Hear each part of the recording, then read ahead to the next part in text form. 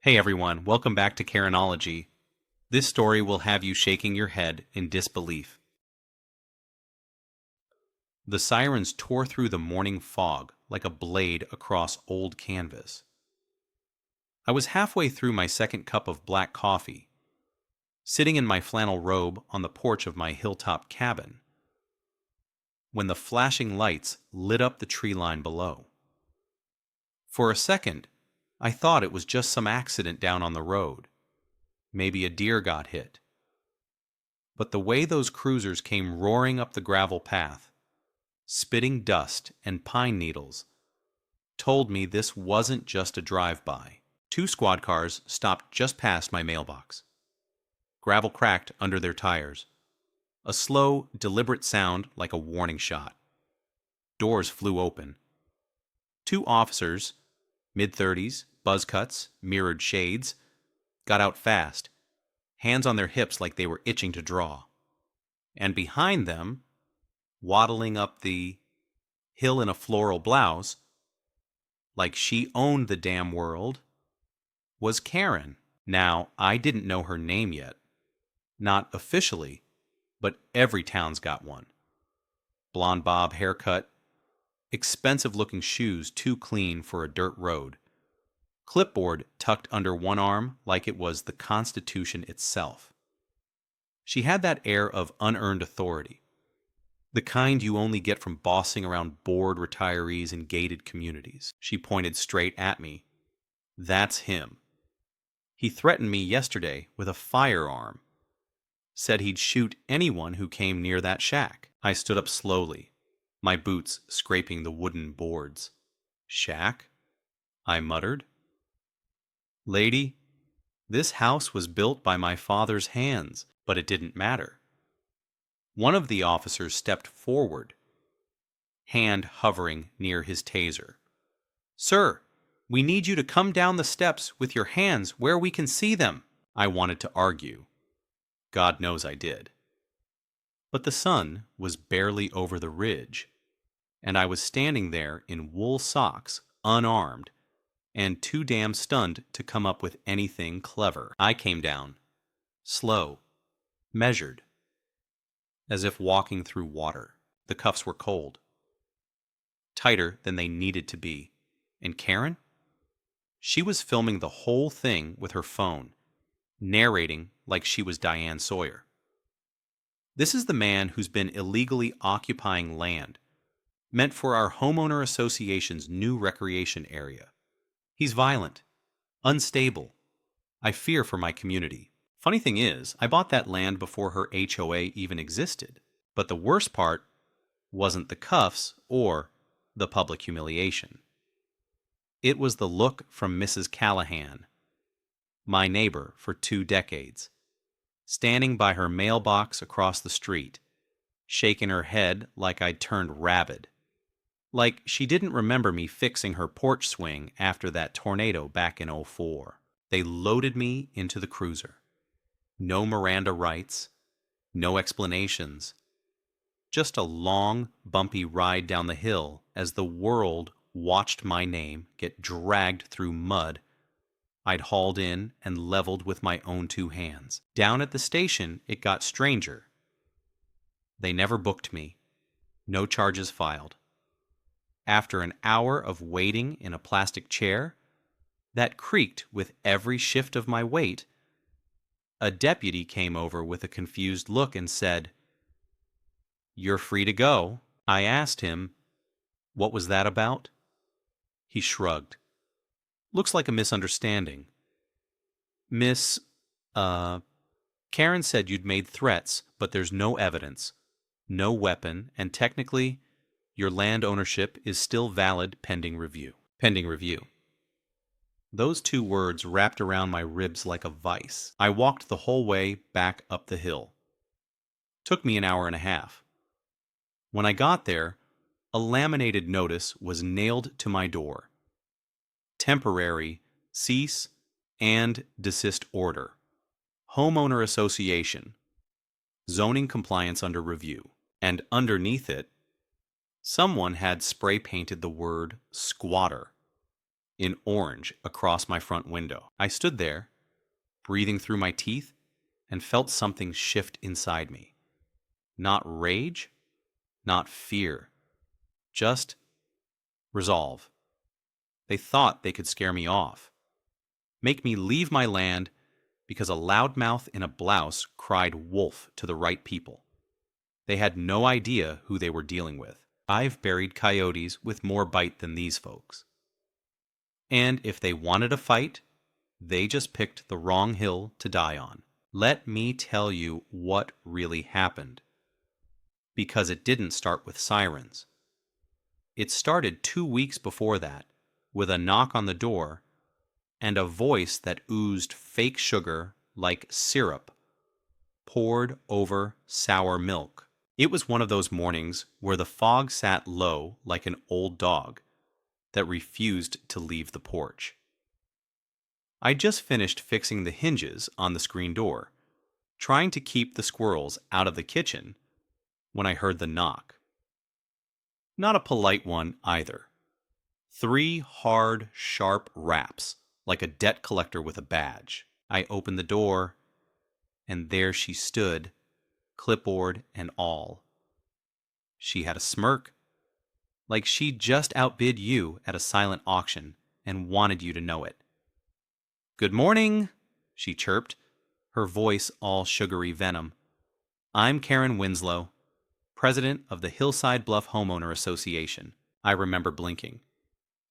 "We have one of those now?" She pushed a pamphlet into my hand, like a door-to-door missionary. "As of last month, yes. The new development down the road falls under our jurisdiction, and recent annexations have extended our reach, which includes this hill." I didn't even look at the paper. I looked at her. "Ma'am, this hill's been in my family since 1953. You can't just extend your reach over land you don't own." She smiled wider. "Oh, I think you'll find the paperwork says otherwise. We've submitted a rezoning request to the county. In the meantime, we're performing courtesy inspections of all properties within our projected boundary." Courtesy inspections? That's what they call trespassing now. I told her flat out, "I'm not interested in your pamphlet, your inspections, or your HOA." She didn't flinch. "We'll be back," she said, turning on her heel like some suburban general. And I should have left it there. I should have gone back inside and made myself a sandwich. But something about the way she said it, like a threat dressed up in pearls, got under my skin. So I followed her. Just a few paces. Just to see where she'd parked. And wouldn't you know it, her shiny black SUV had a custom plate. Bluff 1. I remember chuckling. That woman had built her whole identity around that bluff. That evening, I went through my paperwork. Deeds, tax records, topographical maps I'd kept in a dusty bin under the bed. Everything was in order. No recent zoning changes, no annexations, nothing official. But I knew better than to trust silence when snakes are rustling in the grass. 3 days later, orange surveyor flags showed up along my fence line. Not subtle either. Bright and fluttering like warning signs at a minefield. Then came the men in neon vests, snapping photos and marking trees with spray paint. When I confronted them, one of them muttered something about recreational development. That's when I realized this wasn't just about rules. This was about erasing me. I tried calling the county. Got passed around like a plate of biscuits at a church picnic. Pending review. Under consideration. Please leave a voicemail. Meanwhile, Karen kept showing up. Sometimes with a clipboard, sometimes with a landscaping consultant, Once, even with a drone operator who launched that buzzing little bastard right over my roofline. I reported it. Sheriff said unless the drone entered my house, there was nothing he could do. That night, I sat out back with a flashlight and an old thermos full of bourbon, watching the blinking light of that drone zip across my property like a firefly on meth. I didn't shoot it down, not yet, but I started to plan. Not revenge exactly, just preservation. Because this land wasn't just soil and timber, it was memory. My father built this cabin after Korea with money saved from welding pipes. My mother died in the upstairs bedroom, holding my hand. I buried my dog in the grove by the creek and carved his name into the cedar post myself. And I'll be damned if some HOA queen and her parade of clipboard mercenaries think they can pave over that. Then came the week of the incident. Sheriff Karen brought a pair of actors. I'm convinced they were actors, posing as young couple, interested in lakefront property. She gave them a full tour of my land while I was gone getting supplies. They even had the gall to pose for pictures on my deck. I found out when I came home and saw the business cards tucked under my front door. Real estate branding, QR codes, and a note. Lovely lot. Would be perfect for a modern lodge. Call us. That's when I lost my temper. Not outwardly, not yet, but something in me snapped into place, like a rusted hinge finally giving way. I drove down to the sheriff's station, demanded to know what rights I had. The deputy looked uncomfortable, told me the Homeowner Association's claims were being fast-tracked for review, that until then I should keep things civil. Civil? I said. They're walking my land, filming my house, and selling it out from under me. He didn't have an answer, just shifted his weight and looked at the floor. So I left, but I didn't go home. I drove to an old hunting cabin I kept down by the lake, a place no one knew about, and I started making copies of maps, deeds, photo evidence, timestamps. I called in a favor from a friend who used to work county zoning. He didn't say much, just grunted and said, "Keep your head low. Things are moving fast up there." And then, a few days later, came the sirens. The morning after the arrest, I didn't sleep. Not really. I just laid there on the hard bunk in the old hunting cabin, listening to coyotes howl somewhere deep in the trees and thinking about the spray-painted word across my cabin window. Squatter. It kept echoing in my head like a dare. When the sun finally cracked through the tree line, I pulled on my boots, packed up what little I'd brought with me, and headed back up the hill. My muscles ached from the walk the day before, but the soreness gave me something to grip, something real. That land, my land, wasn't just dirt and trees. It was my anchor. When I reached the cabin, the place looked like it had been through a war. The orange graffiti still screamed across the glass. My door hung half off the hinge. And out by the grove, where I'd buried Bandit years ago, there were tire tracks and cigarette butts. Whoever came up here during the night hadn't just vandalized, they'd lingered. I cleaned the window first. Not because I cared what it looked like, but because I wouldn't let them have the satisfaction. Then I got to work replacing the door. I kept my hands busy, but my mind, it was racing. Karen hadn't just crossed a line. She'd built a road over it. I called Jeremy that afternoon. We hadn't spoken in years. Used to work together before he retired. He was a county cartographer, one of the good ones. Had a mind like a compass. You got time for a visit? I asked. Depends, he said. You still owe me for that fishing trip I covered back in '08. Come up, I said. I'll make coffee. Jeremy showed up the next morning in a faded ball cap and an old forestry jacket. He looked over the property like a doctor checking vitals, slow and deliberate. Then we went inside, sat at the table with the deeds and maps I'd dug up. He didn't speak for a while, just ran his finger along the faded edges of a parcel boundary.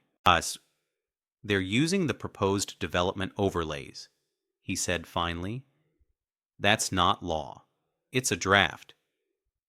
But if they convince the right people it's active, they can bully their way in. Is it legal? I asked.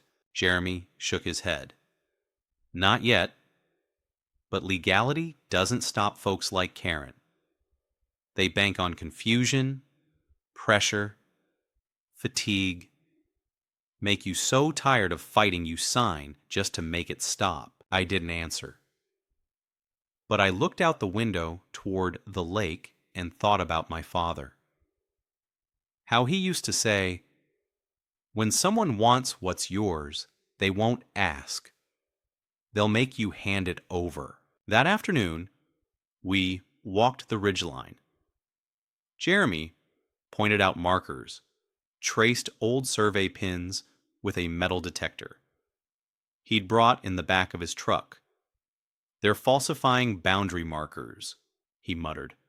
Sloppy, too. This pin's from '89. They're pretending it's current. He dug out his phone, took a few pictures, logged coordinates. Back at the cabin, we scanned copies of everything. Jeremy looked up over the rim of his coffee. They're bold, but not smart. If you keep calm, you can box them in. Karen doesn't do calm, I said. She does spectacle. Jeremy smiled. Then give her one. That night, I stayed up watching footage from the game camera I'd hidden near the trail. I'd set it up years ago to track deer patterns, but now it caught something else. Karen walking the path with two men, pointing at my deck, laughing. One of the men kicked over a planter I'd built with my grandson 2 summers ago. That wasn't just trespassing. That was personal. The next morning, I put on my oldest boots, strapped my grandfather's hunting knife to my belt. Not because I planned to use it, but because it reminded me who I was, and hiked down to the old overlook. The overlook was part of an abandoned ranger station from the 50s. Most folks didn't know it was still there. Overgrown, half-rotted, but still standing. And from that vantage point, I could see the whole lake, the bluff, and every inch of my cabin's surroundings. I spent the day setting up new cameras, hiding them in birdhouses and brush, running wire to a solar battery I rigged from spare parts. If they were going to keep watching me, I'd watch them right back. By sunset, I was up on the roof, patching shingles torn loose in the last storm, when I spotted something strange. A couple in matching polos, walking along the lower trail, led by a woman with a binder. Not Karen, but one of her lieutenants. Another fake tour. They stopped, pointed, took pictures, smiled. I climbed down, grabbed my old field scope, and zoomed in. The binder read, Hillside Bluff. Phase 2. Development. They'd named my land. The fury came slow, not like a flash fire, but like rising heat under your collar, until your skin starts to itch. I didn't yell. didn't stomp. I just stood there and let it boil into something sharper. They thought I'd roll over, sell, fade away, but I come from people who never ran. And if they wanted a spectacle, hell, I'd give them a show they'd never forget. I just had to bait the stage right, and for that, I needed one more favor. I picked up the phone and dialed a number I hadn't used in 10 years. Nate, it's me. You still got that topo scanner and drone rig from the fire service? There was a pause, then a laugh. What the hell are you cooking, old man? I stared out at the lake. Let's just say I'm about to show these HOA bastards what real elevation looks like. The next few days moved slow and sharp, like walking barefoot over gravel. Nate showed up on a Tuesday with that battered gray van of his, still rocking the faded decal from his days in wildfire logistics. When he stepped out, he looked me over like I was a project that had gotten away from the blueprints.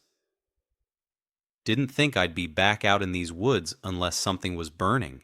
It is, I said. Just not the kind you can see. We spent the morning unloading gear. Tripods, topo scanners, a high-res drone that looked like a black wasp with attitude, and a folding table that wobbled even on flat ground. Nate didn't ask a lot of questions. That was his way. He just started calibrating, inputting elevation models and flight paths, muttering like a man trying to remember an old song. Jeremy came by too, dropping off laminated printouts and topographical overlays from the original land grants. We laid it all out on the table under a tarp strung between two trees, like we were planning a battlefield. They're building their case on assumed zoning, Jeremy said, tapping the map. But this is your shield. Every inch from this ridgeline to the water is under your original deed. Nate glanced over. You thinking what I'm thinking? I'm thinking, I said, we turn their plans into a public mess before they can polish it up. And so we did. We flew the drone every morning at dawn before the sun got too high. Caught shots of Karen's people walking potential buyers through fake plots, pointing at trees they didn't own, and sketching fantasy cabins in the dirt. We logged GPS coordinates, altitude shifts, and comparative data from the real maps versus theirs. We weren't just collecting evidence. We were building a case for their incompetence, arrogance, and, most damning of all, intent. But then Karen changed tactics. It was a Friday. The air was thick with the kind of heat that sticks to your ribs. I was heading down the hill with Nate to drop off some prints when we saw it.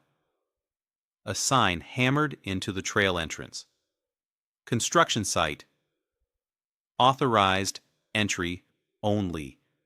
Property of Hillside Bluff Show. I stopped the truck, got out, walked right up to it. Is that even legal? Nate asked. Not on my damn land. I ripped the sign down, tossed it in the bed of the truck, but it didn't stop there. Next morning, I woke up to the sound of grinding engines. Karen had brought in a landscaping crew, 5 guys in neon vests and 1 supervisor with a clipboard.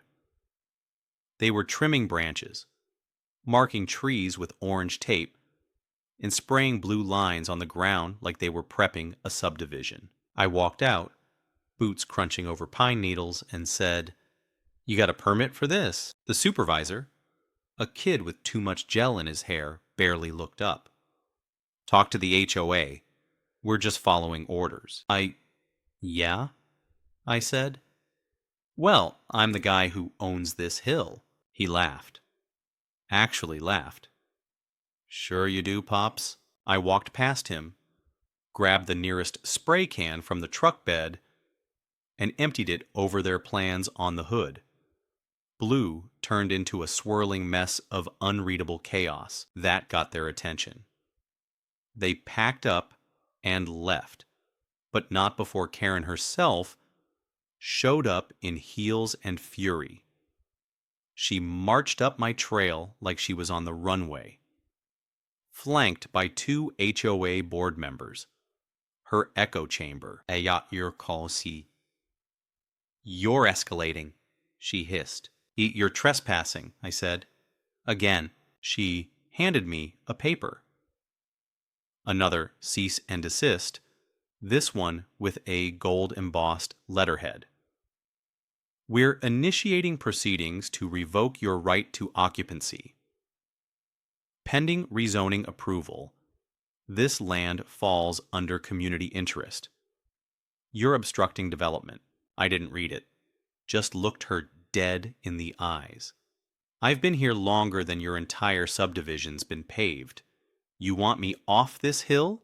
You'll need more than fake paperwork and cheap ink. Karen smirked. We'll see. That night, they cut the power. I came back from town with a crate of supplies and found the cabin dark. At first, I thought it was just a fuse, but the line was severed. Clean, surgical, and recent. No storm, no wind. Someone had made sure I'd sleep in silence. I lit a lantern, sat at the table, and for the first time in years, I felt the old itch. Military instincts, long buried, waking up like an old hound that smells smoke. You see, I didn't serve long. Just a few years in the Corps before life steered me back home. But some lessons stick.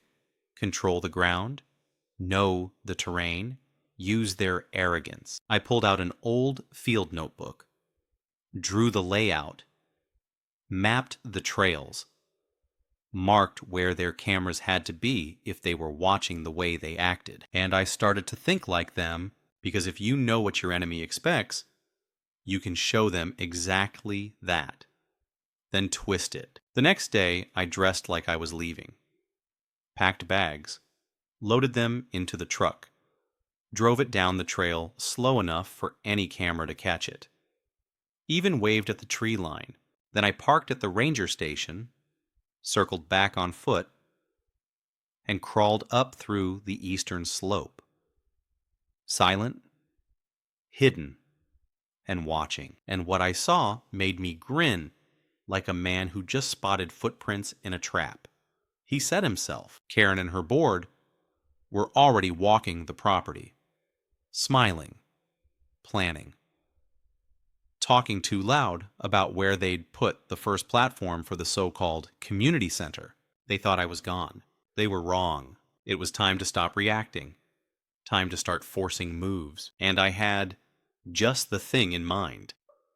I spent the next 3 nights off-grid, living like a ghost in my own woods. I moved at dusk, slept at dawn, and watched as Karen and her board of suburban overlords began acting like they'd already won. They brought surveyors with clean boots and brittle smiles, pointing at boulders like they were menu items. A drone buzzed overhead every few hours. New model, quieter, smarter, but not smarter than me. On the 4th day, I made my move. I started with the signs. The ones they planted at the bottom of the trail, marking it as HOA territory. I didn't just tear them down, I replaced them with my own.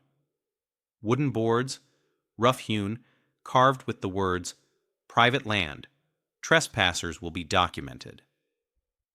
Beneath that, an old legal clause from my father's deed, naming the hill as exempt from communal jurisdiction under historic usage.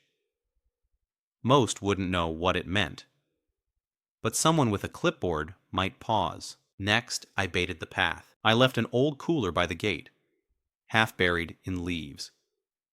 Inside, a laminated copy of the original land patent from 1953, a Polaroid of my father in front of the unfinished cabin, and a handwritten note. This land was paid for in sweat. What did you pay? A message for Karen. Not for compromise. For war. That evening, Jeremy called. He'd been digging through zoning archives. I found something, he said. You remember the East Ridge? That little stretch by the creek? Yeah, I said. Used to fish there. Well, turns out it was filed under a different parcel ID back in the 70s. Technically, it was never rezoned. If Karen's using that area to justify her boundary claims, she's basing it on a non-contiguous parcel. My eyes narrowed. So, it's an anchor with no rope. Exactly. I hung up and stared out at the treetops. They thought they were wrapping me up in red tape, but they tied the wrong knot. The next morning, I walked into town, took a stool at the diner, ordered coffee, and didn't hide my bruised hands, or the cuts on my knuckles from working the ridge. Let them see me, let them wonder. Karen walked in 20 minutes later, with 2 board members, acting like they were on a campaign tour. She saw me, paused, smiled that tight-lipped smile of hers. Morning, she said.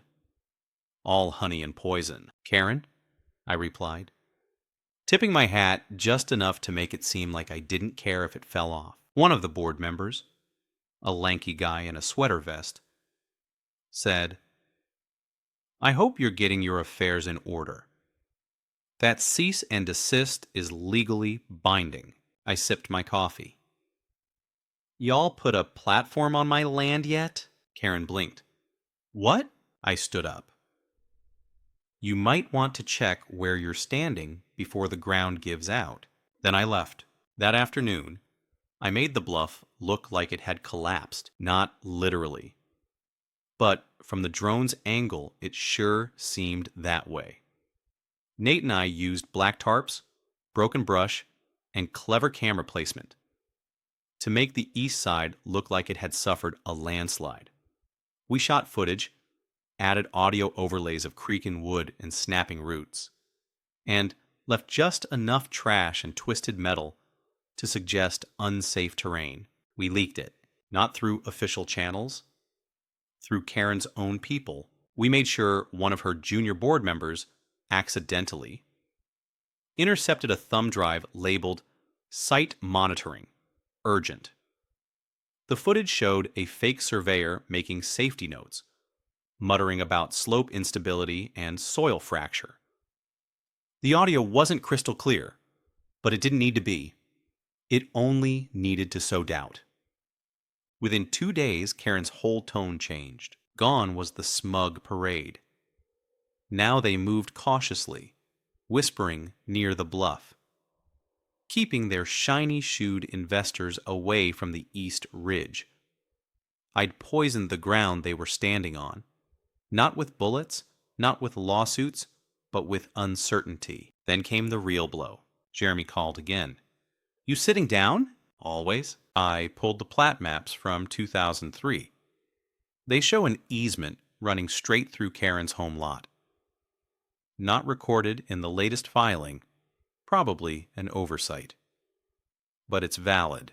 I froze. What kind of easement? Utility, right-of-way, power infrastructure.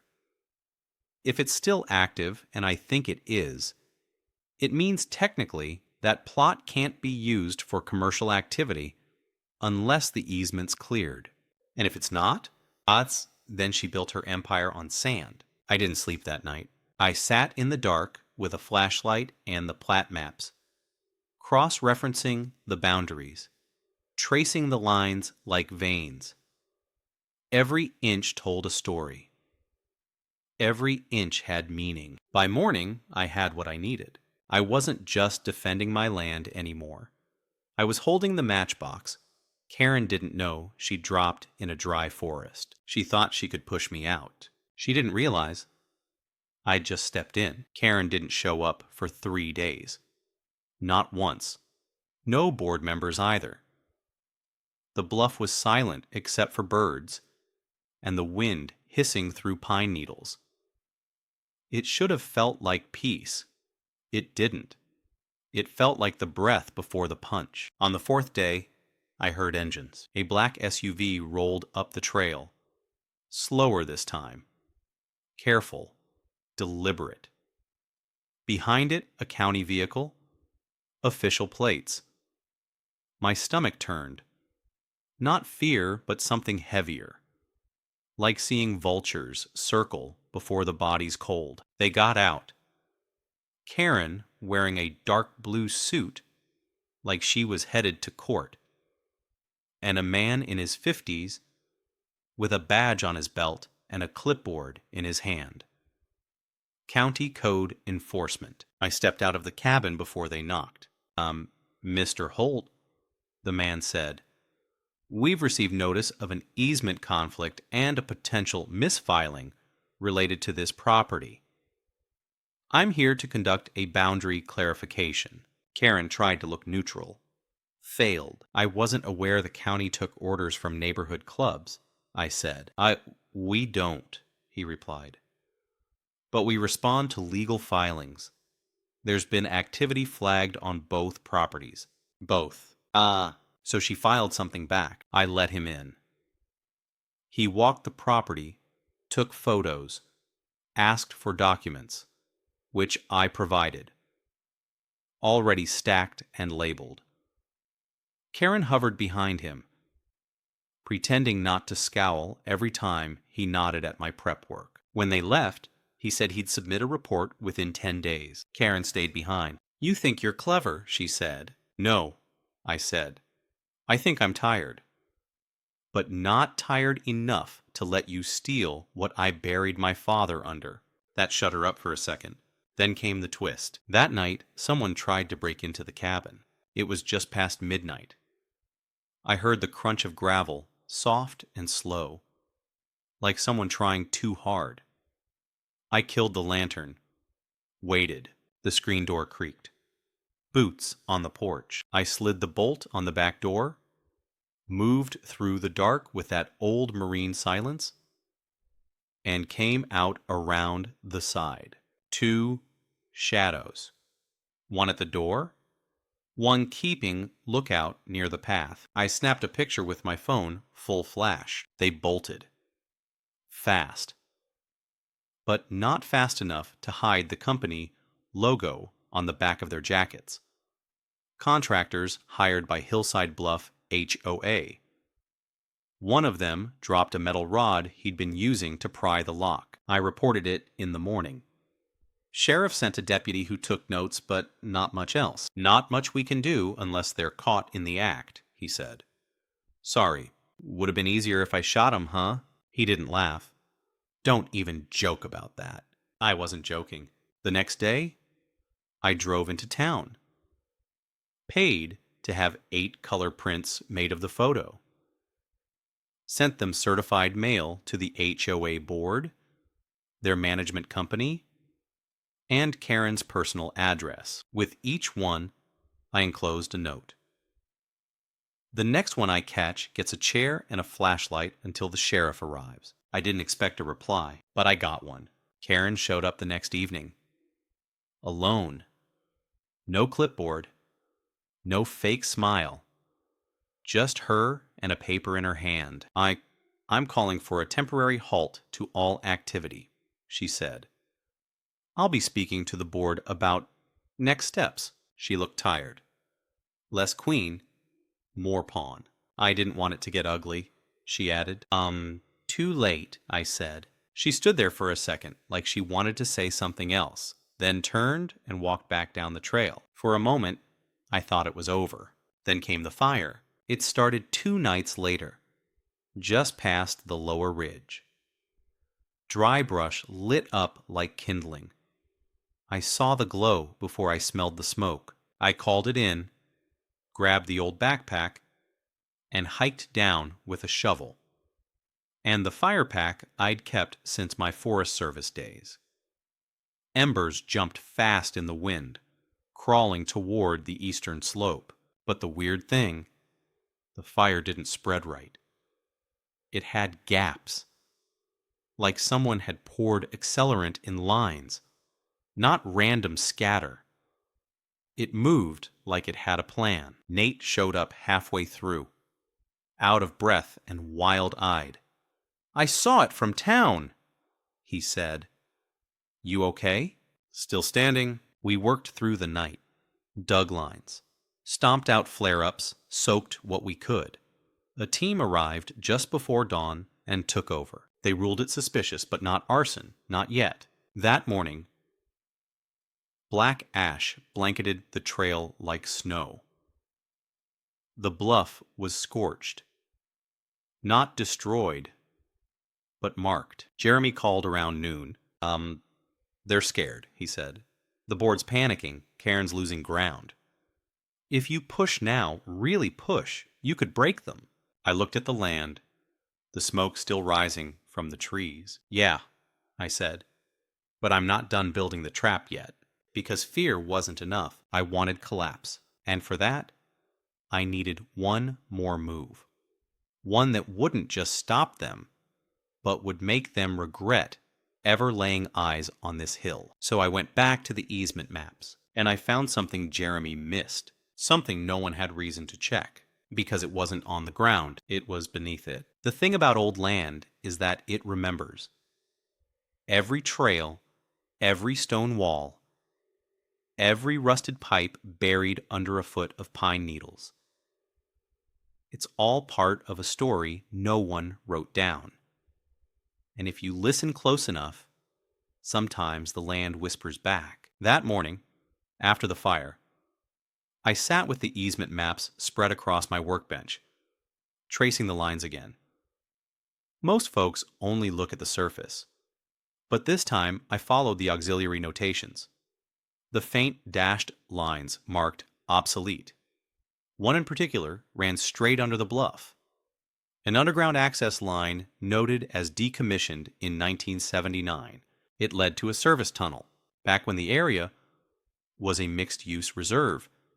The state had installed a narrow maintenance shaft below the eastern slope, designed to reach electrical conduits and soil monitoring stations. It was long abandoned, forgotten after the reclassification. But if it still existed, I packed a flashlight, crowbar, gloves, and a half-skeptical mind.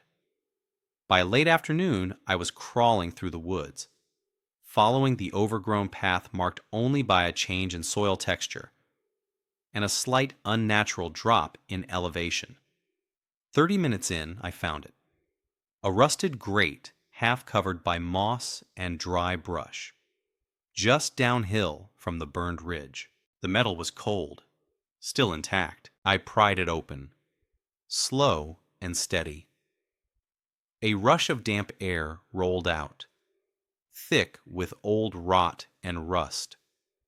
The tunnel descended in a curve, barely 6 feet wide, lined with broken conduit and flaking insulation. I followed it. Not far in, the shaft veered east, directly beneath Karen's property. And that's when I had the idea. I wasn't interested in sabotage. I wasn't interested in revenge either. I wanted exposure. So I mapped the tunnel, marked the weak points, and returned to the cabin with a plan. Jeremy came out that evening. I showed him the photos. "You're not thinking of using it," he said. "Not how you think," I replied.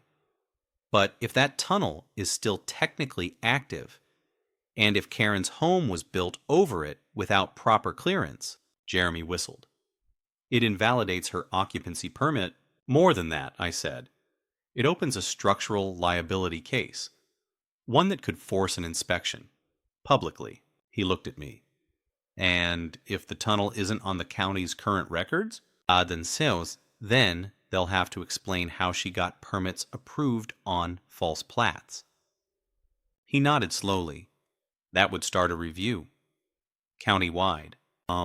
Which means delays, investigations, freezes on her projects, and exposure. Exactly. I filed the request anonymously. Used a lawyer in another county. An old friend of my brother's.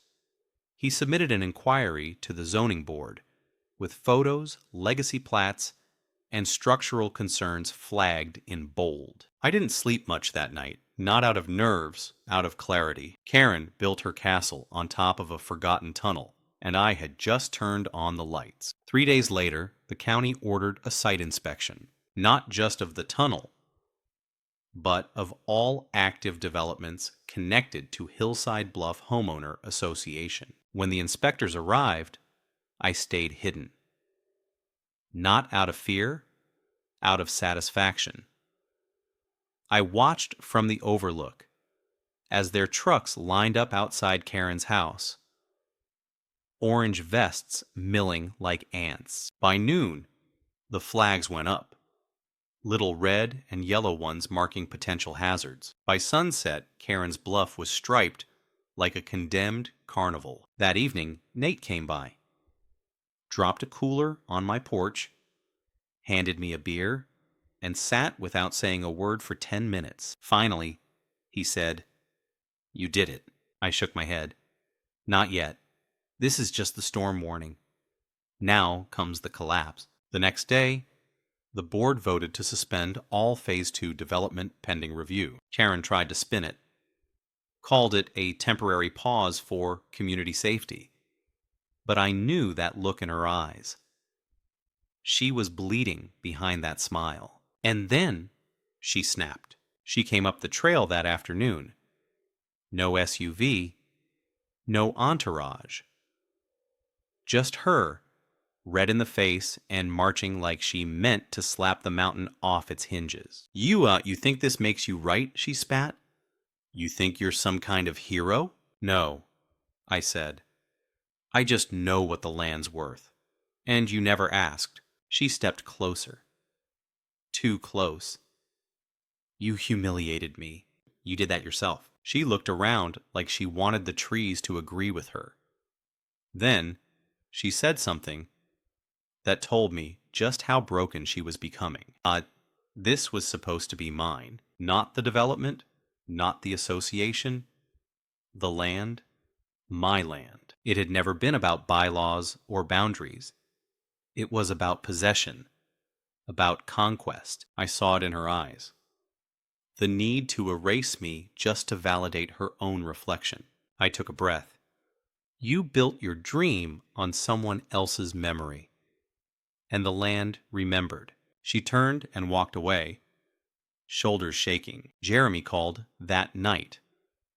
The county had issued a formal suspension of all construction linked to Hillside Bluff, HOA, pending review of legacy infrastructure. I didn't smile, because this wasn't the end. This was the silence before the final blow, and it was almost time.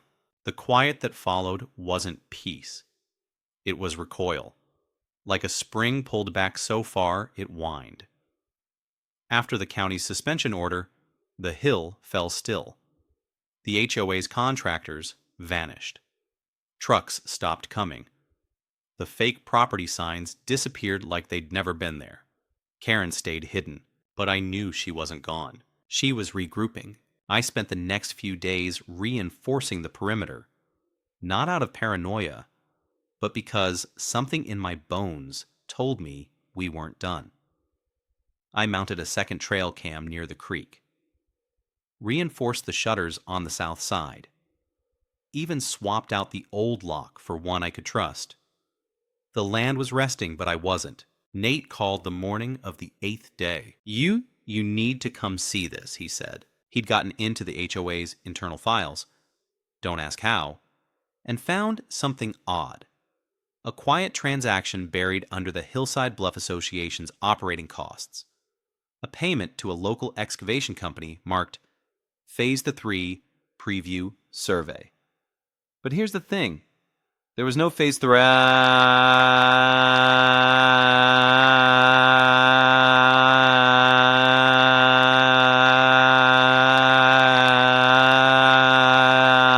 Not publicly. I met Nate that afternoon at the ranger station. He laid it all out. The payments, the coordinates, and an address. Karen had tried to shift the battle. She was planning to start a new development. Not on my land, but adjacent to it, past the South Ridge, on a stretch of woodland that was technically county-owned, but long unused. If she got there first, she could claim development rights, push infrastructure up the hill from the other side, and box me in from below, a siege from the roots. But there was one problem. That stretch of land? It was part of a conservation easement, protected for wetland runoff, never zoned for residential use. Nate and I hiked out that evening. Quiet, careful, and what we found stopped us cold. Surveyor stakes, fresh, bright orange with blue tips. Half a dozen of them, running in a line right toward the bluff's southern face. She was already moving. I took pictures. Tagged each one with GPS. We flagged the wettest section and waited until first light. The next morning, I filed an anonymous tip with the County Conservation Office. Claimed to be a bird watcher who noticed potential disruption of protected runoff zones. Included the photos and coordinates.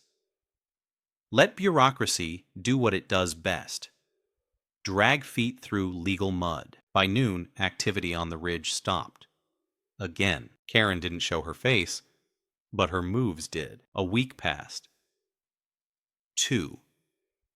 Then one night, just after the frost came in, I found a letter pinned to my cabin door. No return address, no signature. Just 4 words scrawled in a hand I recognized. You can't keep it.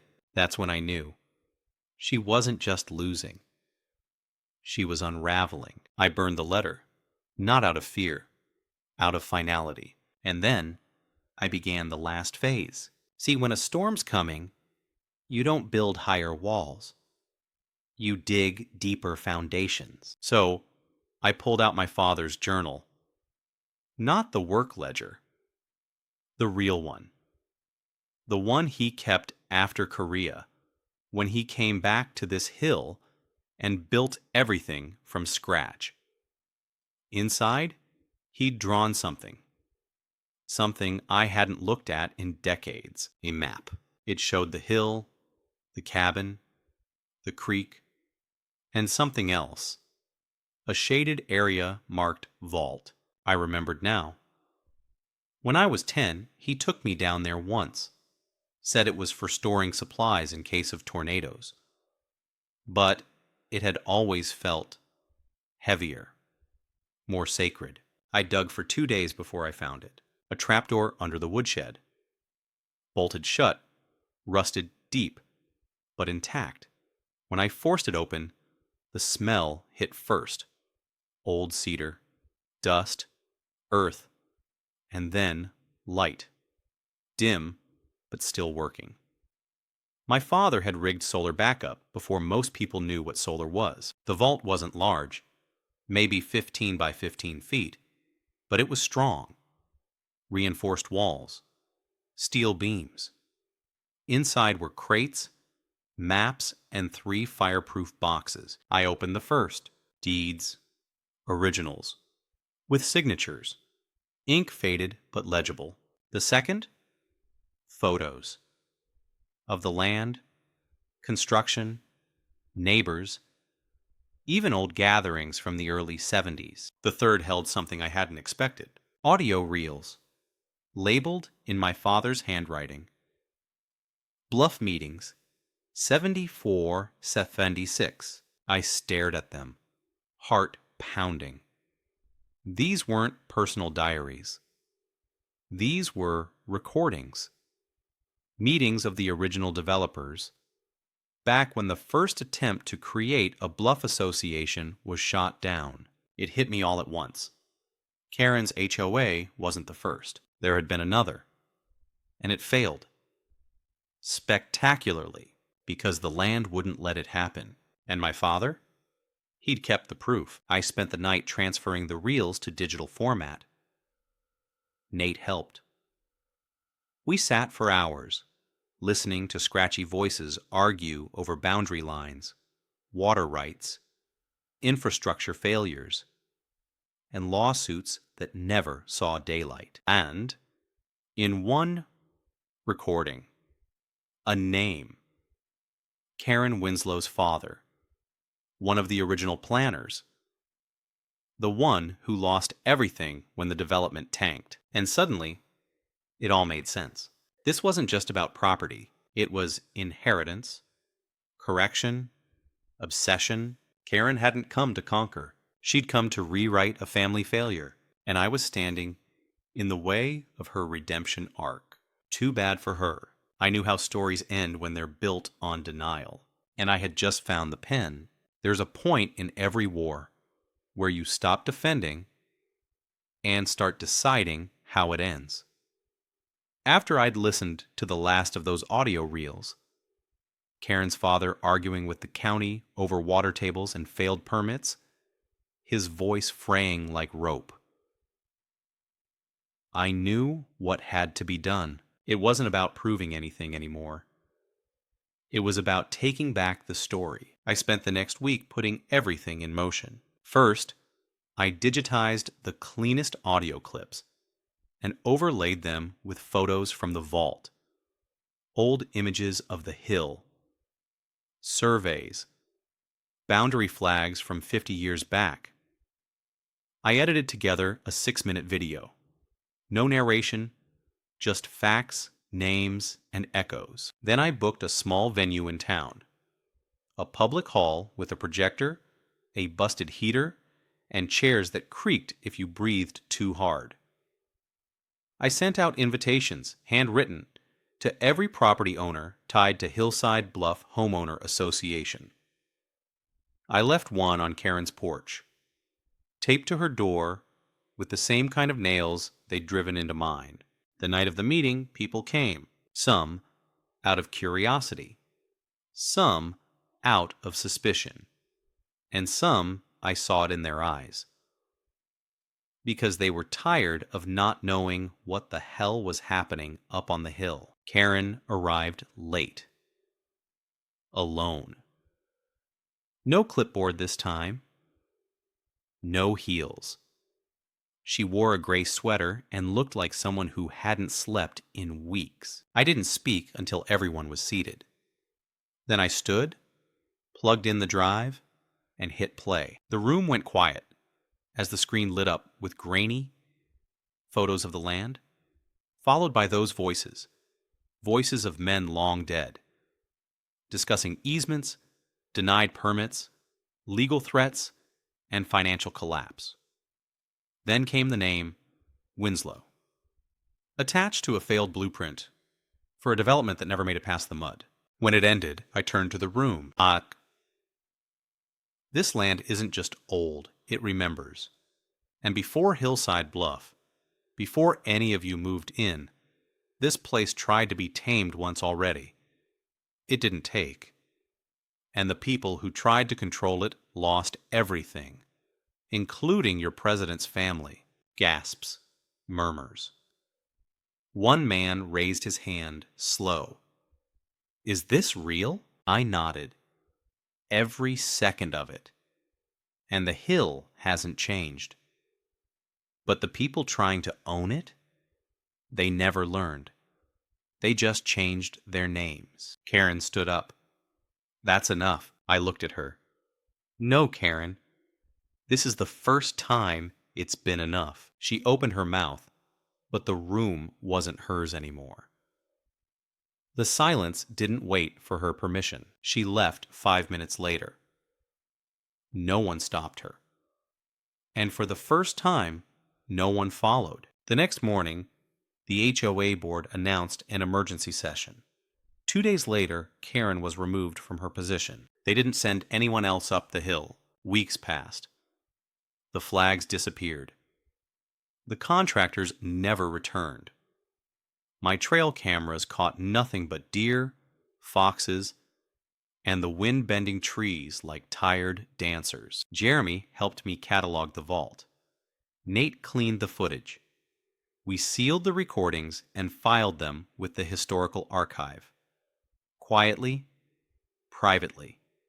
Not for revenge, just memory. I fixed the porch, repainted the front window, and hung the picture of my father above the door where it always belonged. I even planted a new tree down by the creek.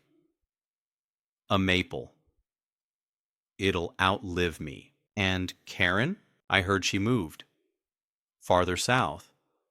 Took a job in private real estate consulting. Maybe she'll start over.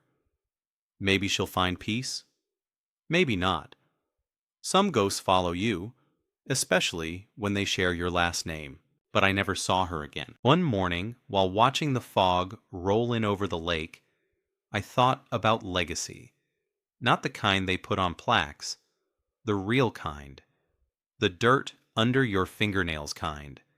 The kind that doesn't ask for recognition, just remembrance. This land isn't mine because it's written on paper. It's mine because I know its moods.